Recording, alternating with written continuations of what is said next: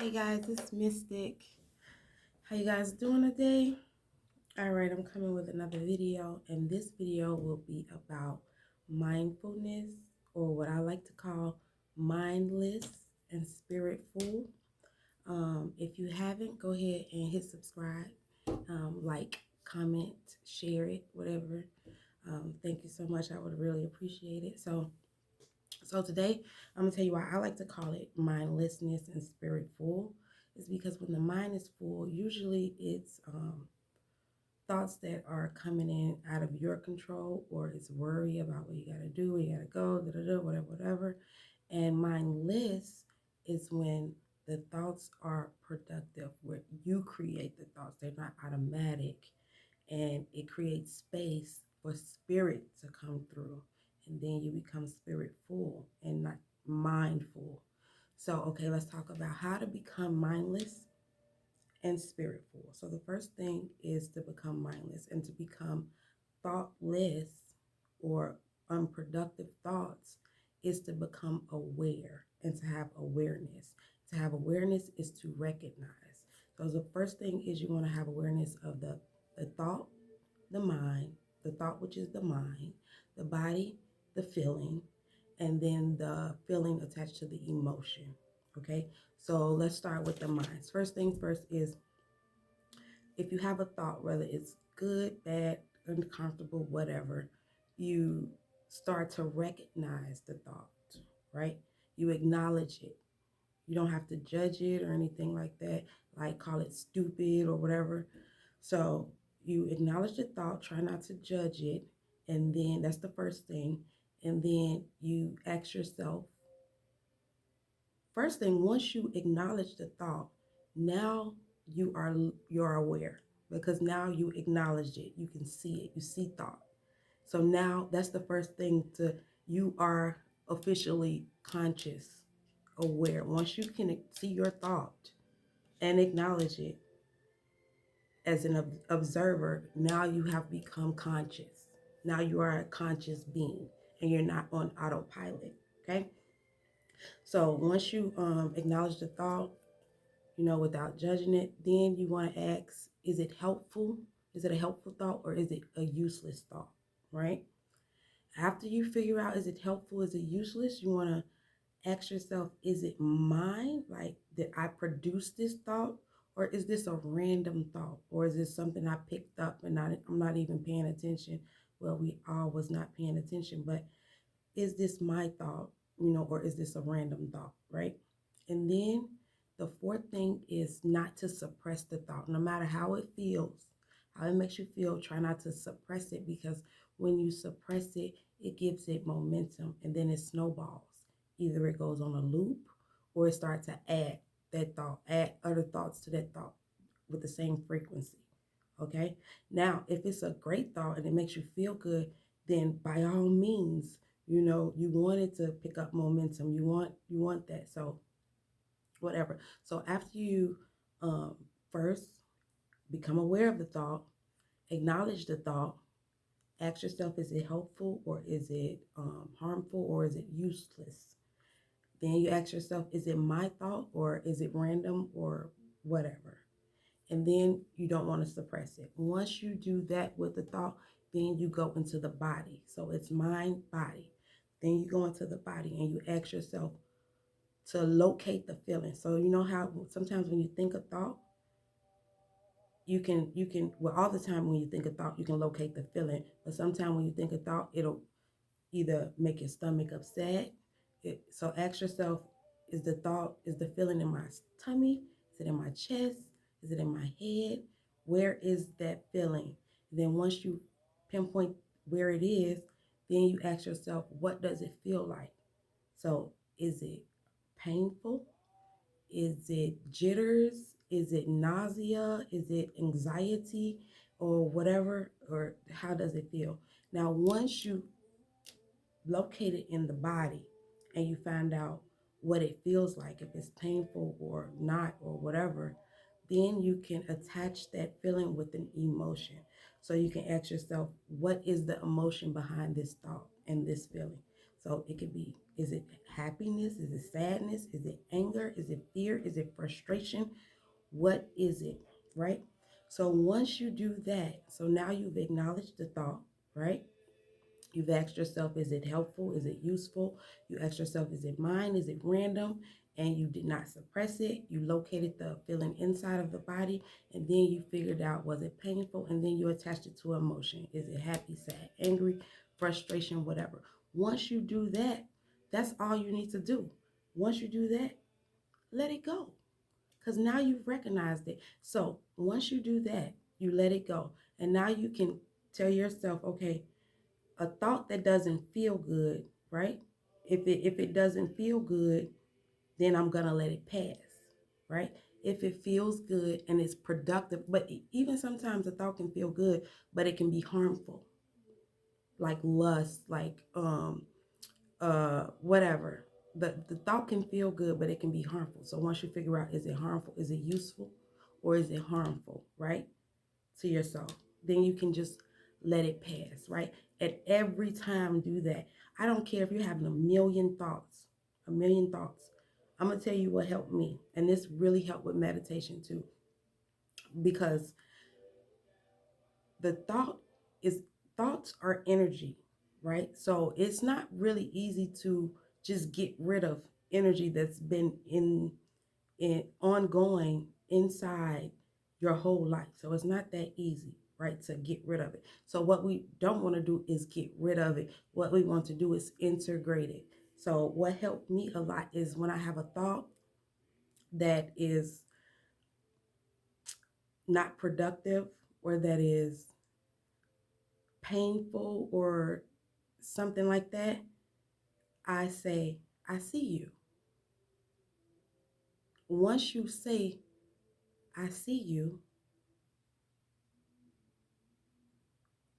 it doesn't have anything else to say. You say, I see you, and it moves on, because now the thoughts are they're energies, and they're very sneaky. So if you have a thought and you try to shy away from it or push past it, that gives it energy to feed on, because now you're either embarrassed or you are angry or you are upset, or it's just a thought that's uncomfortable and you don't want to feel it. So you try to, push it out. Soon as you try to push it, soon as you try to push it, that's when it becomes aggressive, right? It starts to become aggressive. So now everything wants to be seen. I don't care what it is. It wants to be seen. So you tell it, I see you. Once you say, I see you, it passes, right? And another thing that helped me is being out in nature. I love being outside. I would be outside today, but it's so nice where I usually go. There's way too many people there. So that's the reason why I'm not outside today. But soon, probably next video. But being out in nature, because when you look at a tree or the sky or a flower, you don't have to tell it it's beautiful. Like, you don't even have to tell yourself that, oh my God, that's beautiful, because you already know. If you can look at something and just look at it, look at a tree, look at a flower and just look at it. Don't judge it. Don't tell yourself what it is. Oh, this is a rose. Oh, this is a blackberry tree. This is a whatever. Don't identify it. Just look at it. That is the space that we are trying to get to on a continuous basis. That is the space between thought. You want to get to that space that's in between thought. Like now. Yes. You want that space as much as possible, right? And so that's why meditation is good. And when people say, oh, you need to meditate, you think, oh, I need to go sit with my legs crossed, close my eyes and do like this. That is, meditation is only the space between thought. You can meditate with your eyes open. You can meditate looking at a plant, looking at a tree, looking at whatever. You don't have to close your eyes. You just have to stop. Not stop, but you just have to let the thought process pass and get to the space in between the thoughts. Because that space in between the thoughts, that's you. That's spirit. The mind is not you. The thoughts are not you. That space in between is you. Okay? All right. I don't want to get too deep into that. So once you become aware, once you have made a conscious choice to become aware and become conscious of your thought process, what it is, and how you're going to try to um, effectively put this to work in your daily life, um, once you do that, then you can go to making new agreements. Because once you stop the process, once you identify the thoughts, now you are breaking agreements with those thoughts that are constant, that comes back, that's been there for years, your whole life or whatever. Now you can make new agreements. And I am basing this off a book that I was reading. If you have not read this, please pick it up. The Four Agreements. This is just life in four basic actions that you would think, oh my God, that is so easy, that is so basic. But listen, when you start practicing it, you start seeing that, oh my God, this is not common, even though it sounds common, like common sense. It is not. So, yeah, if you have not ever read this, please pick this up. This is a really, really good and important read, especially if you're on a spiritual journey. So, yes, pick that up. But I am going to tell you, you cannot practice these four agreements if you have not consciously become aware, because it'll just bypass you. It won't work as well. But so the first agreement or the first action that we will talk about is to be impeccable with your word. That is the first agreement, the first action. And when we say be impeccable with your word, that means, as we know in this community, words are spells. That's why they call it spelling, right?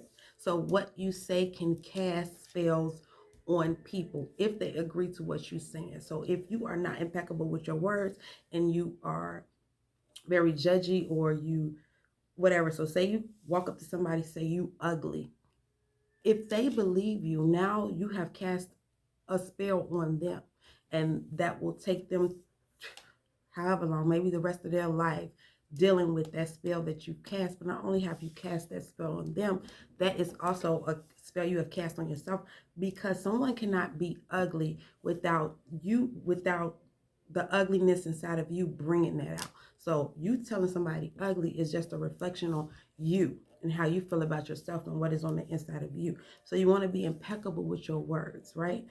So that doesn't mean you have to sugarcoat things or be just ridiculously, oh, you're so this or you so. No, it just means you need to treat people the way you want to be treated. So if you don't want somebody to tell you you're stupid, you don't call nobody stupid, or if you don't want somebody to tell you how horrible you are at something, you don't do that. It's a difference between giving good feedback or just being plain out mean, right? So you want to be conscious in what you speak to people, because it can be poison. It can cause a poisonous reaction. That's how the takeover of the thought process started with the programming, because it's programming people, to feel a certain way about themselves or other people, or because somebody is different than that means they're not as good as you. So you want to make sure you are conscious of what you're putting out in the world, right? So you want to be impeccable with your word. The second thing is, don't take anything personal, because everybody is not on the same journey as you. So that means everybody's not going to be impeccable with their words. Everybody don't know how to channel that energy, that low vibrational energy. So you may get somebody that come up to you and tell you you ugly. But if you take nothing personal, and know that whatever someone says to you, whether it's good or bad, somebody can come up to you and tell you you're beautiful. But if you already know you're beautiful, then you don't have to take that personally. You can say thank you, but you won't take it personally because you already know you're beautiful, right? So whatever somebody says to you, don't take it personally. Hear it, but don't take it to heart, whether good or bad, because the same person that tells you you're beautiful can get mad at you 20 minutes later and tell you how ugly you are, depending on their spiritual growth, or wherever they are in on their path. So the same person, can tell you 1 minute you're beautiful and the next minute you're the ugliest person on the planet. So never take anything personal. And if you don't take it personal, then you don't sign new agreements that don't benefit you. So the third thing is don't make assumptions, right? That's the part that I'm working on, is because somebody can say something to you and then you can assume, well, this is what they meant. But instead of assuming, be clear, ask for clarity. Ask for clarity. So regardless of what it is, I want to give you an example, but I can't think of one right now. Oh, example, like my mom, she made me a new business email. She sent me a text with a picture of the email that she made me, and then she told me to text her the number that Google sent me to verify the email. So I text her the Google number, and that was it. And then she calls me and say, "Have you even tried to go into your new email account for the business?" I said, "You didn't tell me to. You just sent me the picture of it. I didn't know if you were finished or whatever, whatever." She's like, "Well, I sent you the picture. That meant da da da da." So we both made assumptions. She assumed that I knew that meant go into the email, set it up or whatever. And I assumed that it wasn't finished because I didn't see all of the information for the email. So that's a good, example of don't assume, get clarity, right? So there's that. Okay, you want to get clarity. You don't want to make assumptions. You want to get clarity. And then the last agreement is always do your best, no matter what it is. Always do your best. Okay. Now the tricky part about always do your best is that your best is not going to always be during the time when you're happy. So your best when you're happy is different. Your best when you're excited is different from your best when you're not feeling so, you feel like or when you're upset or when you're sad. Your best is different. But regardless to what emotion you're in, always do the best you can in that whatever state you in. Don't lower the vibration even more. Just do the best you can in whatever state that you're in. So our agreements are what? Be impeccable with your words. Talk to people the way that you want them to talk to you.